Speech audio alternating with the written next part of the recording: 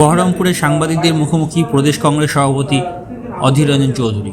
এরকম ঘটনা বাড়বে, মশলা রাখা আছে, গরমও বাড়ছে, বিস্ফোরণও বাড়বে। বিরোধী দলের লোকেদের প্রচুর মশলা দেওয়া হয়েছে ভোটের আগে, সেই মশলা কাজে লাগবে না, কারণ মশলা বার করা যাচ্ছে না এবং সেই মশলা আগামী দিনে আরও বার করা যাবে না। সেই মশলার কী দোষ? সেই গরমের মধ্যে ফেটে যাচ্ছে, তার চরিত্র অনুযায়ী আরও ফাটবে। বিজেপি কর্মীর বাড়ি হোক, তৃণমূল কর্মীর বাড়ি হোক, যার বাড়ি হোক, আমি কিন্তু একবারে বলিনি যে তৃণমূল কর্মীর বাড়িতে। আমি বলেছি যারা অশান্তি সৃষ্টি করতে চাইবে তারা তো মজুত করবে, এগুলো তারা মজুত করবে, কিন্তু বার করতে পারবে না। কারণ নির্বাচন কমিশনের তরফে সক্রিয়তা যত বাড়ছে, তত কেন্দ্রীয় ফৌজের মোতায়েন বাড়ছে, ততই বোমা বানানোর যে মশলা, সেই মশলা বাঁধার সমস্যা বাড়বে। তা মশলা কি করবে? এত গরমে মশলা দেখছি আমি পারছি না, মশলা ফাটছে। আপনার যেমন গরম লাগে জল তেষ্টা পায়, মশলাও তেমনি ফাঁকা গরম পেলে ফেটে যায়। কি করবেন? একের পর এক সাম্প্রদায়িক ঘটনা ঘটে চলেছে। এর আগে যখন সাম্প্রদায়িক উত্তেজনা তৈরি হলো, সেই সময়ও আমার শক্তিপুর এলাকায় নির্বাচনী কর্মসূচি ছিল। হঠাৎ করে 144 ধারা জারি হয়ে গেল, আমার কর্মসূচি সমস্ত বাতিল করতে পড়ল। শক্তিপুরের সাম্প্রদায়িক সম্প্রীতি ফিরিয়ে আনার জন্য সেখানকার এসডিও, সেখানকার থানা কখনো মনে করেনি যে সর্বদলীয় মিটিং ডেকে সেখানকার সর্বস্তরের মানুষের মধ্যে প্রচার করে সাম্প্রদায়িক সম্প্রীতিকে ফিরিয়ে আনা দরকার।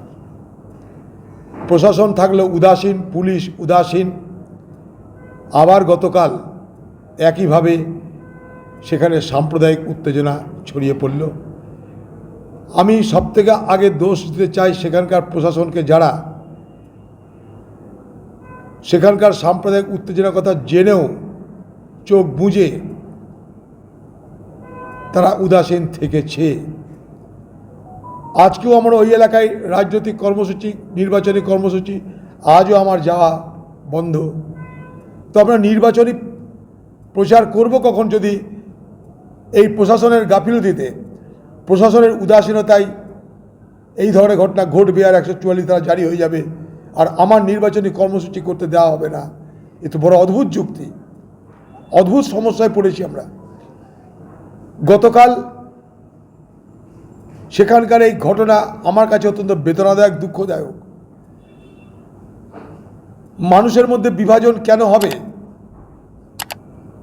আমি তখন মালদা থেকে ফিরছি, আমার কাছে সেখানকার কর্মীরা বলল এরকম সাম্প্রদায়িক উত্তেজনা হয়েছে। আমি সঙ্গে সঙ্গে ইলেকশন কমিশনকে যোগাযোগ করি। ইলেকশন কমিশন আমাকে কথা দেয় যে মালদা থেকে, ব্যারাকপুর থেকে এবং মুর্শিদাবাদের যে কেন্দ্রীয় বাহিনী হাতে আছে, সব কেন্দ্রীয় বাহিনীকে আমরা শক্তিপুর এলাকায় ডিপ্লয় করব। আমরা এই দাঙ্গাকে রুখার চেষ্টা করছি। সেই মোতাবেক সেখানকার মানুষকে বললাম একটু ধৈর্য ধরুন আপনারা, যাতে কেউ গণ্ডগোল করতে না পারে, তার জন্যে নিরাপত্তা রক্ষীদের মোতায়েন আমরা ব্যবস্থা করছি। আমি আবার বলছি, সেখানকার পুলিশ প্রশাসন, আবার বলছি, শক্তিপুর থানার অপদার্থতা, তাদের উদাসীনতা, এবং সত্যি কথা বললে এটাই বলতে হয় যে খুব সুপরিকল্পিতভাবে, ইটস এ ডেলিভারেট ডিজাইন, খুব সুপরিকল্পিতভাবে বারবার দাঙ্গা উস্কে দেওয়া হচ্ছে। আমি সেখানকার মানুষের কাছে হাত জোর করে অনুরোধ করব, আপনারা কেউ প্ররোচনায় পা দেবেন না। মুর্শিদাবাদের মানুষকে আমাদের এক হয়ে থাকতে হবে। এখানে হিন্দু মুসলমানের দাঙ্গা কোনোদিন হয়নি, আমরা হতে দেব না। আমি যতদিন বেঁচে আছি এই দাঙ্গা রুখার কাজ আগেও করেছি, আজও করছি, আগামী দিনেও করব। তার জন্য আমার যা বিপদ হয় হতে পারে। আমার নির্বাচন বড় কথা নয়, মানুষের জীবন আমার কাছে অনেক বড় কথা। সাম্প্রদায়িক সম্প্রীতির অনেক মূল্য আমার কাছে। সমাজ যদি বিচ্ছিন্ন হয়ে যায়, নির্বাচন কি হবে? সমাজ যদি দুর্বল হয়ে যায়, সমাজ যদি অশান্ত হয়ে যায়, নির্বাচনে আমরা কখনো শান্তি পেতে পারি না।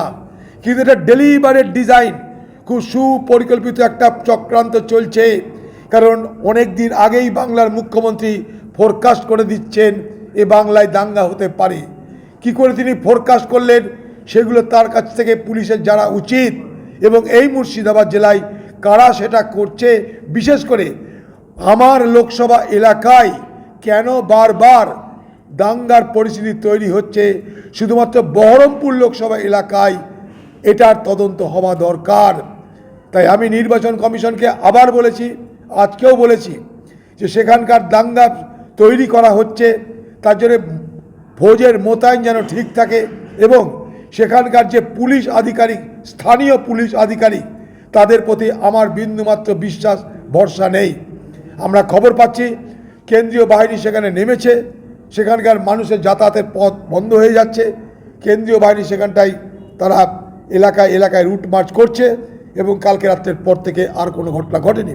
আমি সেই সমস্ত খবর এটাও পেলাম আস্তে আস্তে যে কিছু মানুষ এই দাঙ্গার কারণে আহত হয়েছে, বা নিজেদের মধ্যে সংঘর্ষে কেউ কোথাও আহত হয়েছে। কারণ দাঙ্গা যখন লাগে বা উত্তেজনা তৈরি হয় তখন সব থেকে বড় বিপদ হয় সাধারণ মানুষের।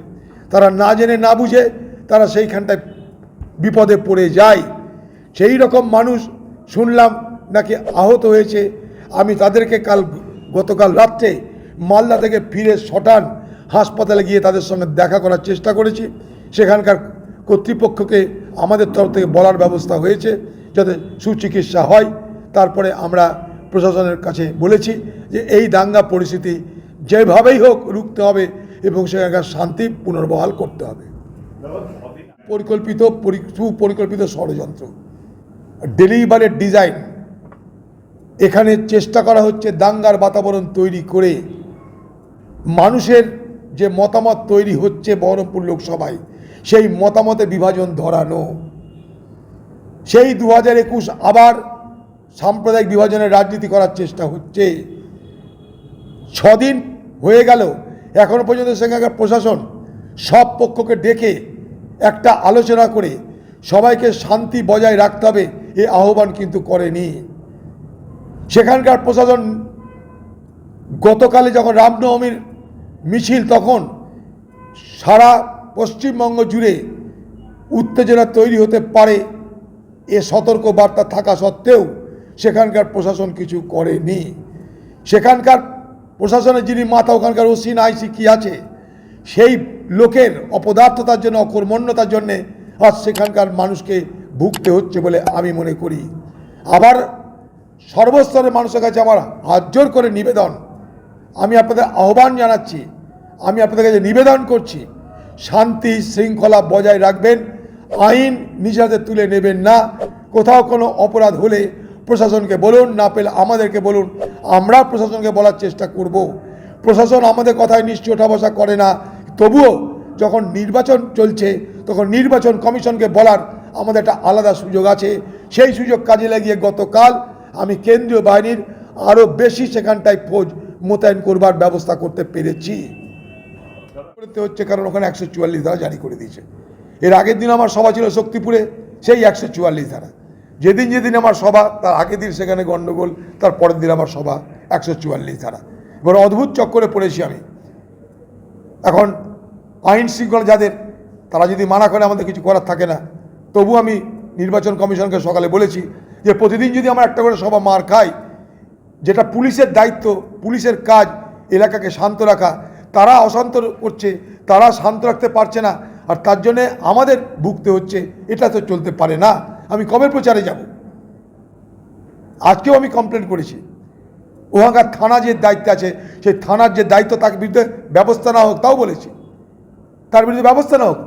সে থাকতে কেন ঘটনা ঘটল? 6 দিন ধরে কেন কিছু করলো না? জেনে বুঝে কেন ঘটনা ঘটতে দিচ্ছে তারা? এ অভিযোগ আমি করেছি। এটা রাজনৈতিক, সুপরিকল্পিত রাজনৈতিক ষড়যন্ত্র বলে আমি এটা আখ্যা দিতে চাই। তোর কোথাকার কুলটি